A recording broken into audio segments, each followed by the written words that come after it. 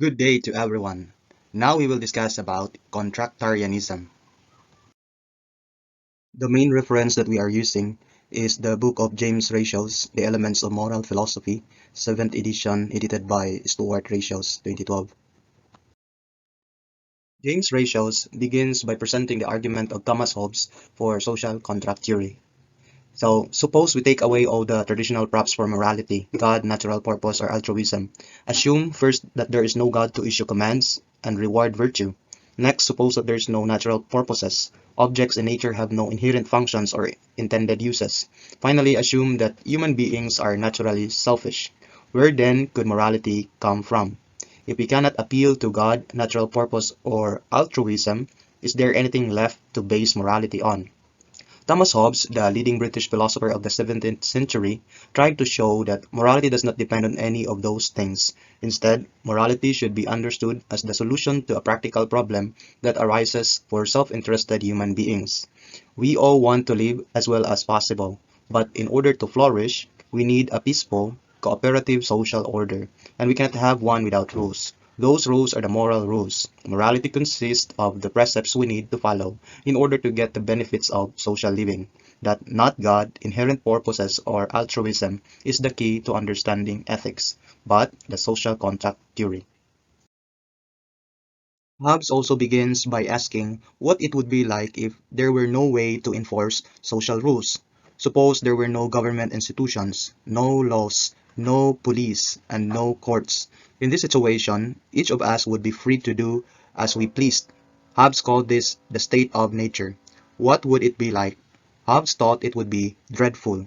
In the state of nature, he says, there would be no place for industry because the fruit thereof is uncertain, and consequently no culture of the earth, no navigation, nor use of commodities that may be imported by sea, no commodious building, no instrument of moving and removing such things as require much force, no knowledge of the face of the earth, no account of time, no arts, no letters, no society, which is worst of all, continual fear and danger of violent death and the life of man, solitary, poor, nasty, brutish, and short.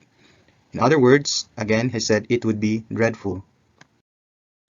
Again, without government, laws, and police, the state of nature would be awful, according to Hobbes, due to four basic facts about human life. Number one, there is equality of need. Each of us needs the same basic things in order to survive: food, clothing, shelter, and so on. Although we may differ in some of our needs, diabetics need insulin, others don't, we are all essentially alike. Second, there is scarcity. We do not live in the Garden of Eden, where milk flows in streams and every tree hangs heavy with fruit. The world is a hard, inhospitable place where the things we need do not come in abundance. We have to work hard to produce them, and even then they may be in short supply. Third, there is the essential equality of human power. Who will get the scarce goods? No one can simply take what she wants. Even though some people are smarter and tougher than others, even the strongest can be brought down when those who are less strong act together.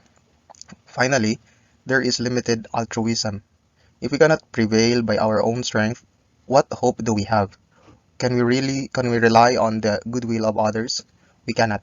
Even if people are not wholly selfish, they care most about themselves, and we cannot assume that they will step aside when their interests conflict with ours. Together, these facts paint a grim picture. We all need the same basic things, and there aren't enough of them to go around. Therefore, we will have to compete for them.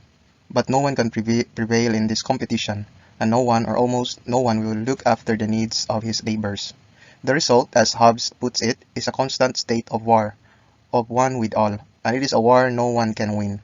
Whoever wants to survive will try to seize what he needs and prepare to defend it from attack. Meanwhile, others will be doing the same thing. Life in the state of nature would be intolerable. Hobbes did not think this was mere speculation. He pointed out that this is what actually happens when governments collapse during civil uprisings. People hoard food, arm themselves, and lock out their neighbors. Moreover, nations themselves behave like this when international law is weak. Without a strong, overarching authority to maintain the peace, countries guard their borders, build up their armies, and feed their own people first. To escape the state of nature, we must find a way to work together. In a stable and cooperative society, we can produce more essential goods and distribute them in a rational way.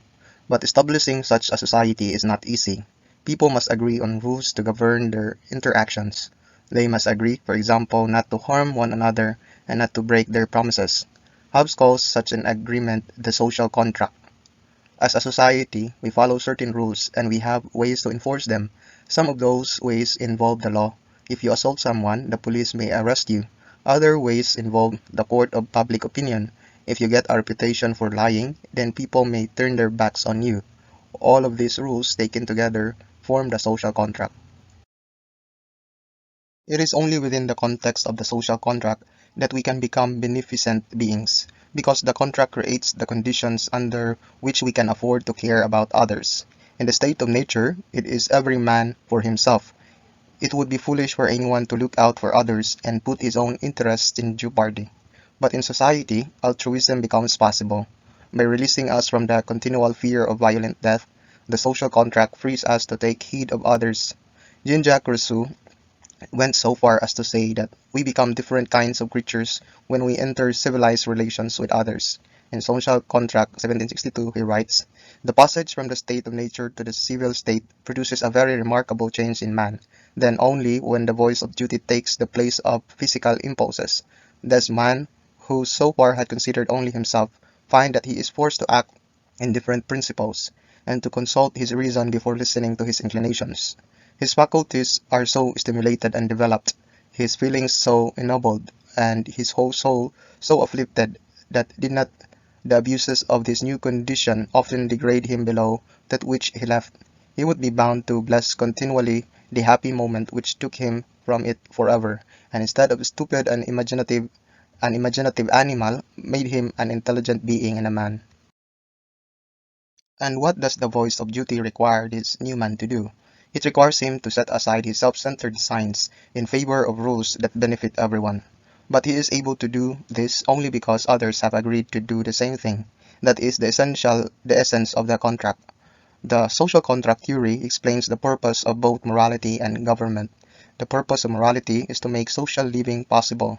The purpose of government is to enforce vital moral rules. We can summarize the social contract conception of morality as follows. Morality consists in the set of rules governing behavior that rational people will accept on the condition that others accept them as well, and rational people will accept a rule only if they can expect to gain from it. Thus, morality is about the mutual benefit. You and I are morally bound to follow a rule only if we would be better off living in a society in which that rule were usually followed. There are still many things to discuss about this topic, and we barely scratched the surface. Anyhow, we already have a handful of lessons that we have learned. So, this is it for today, and thank you for listening.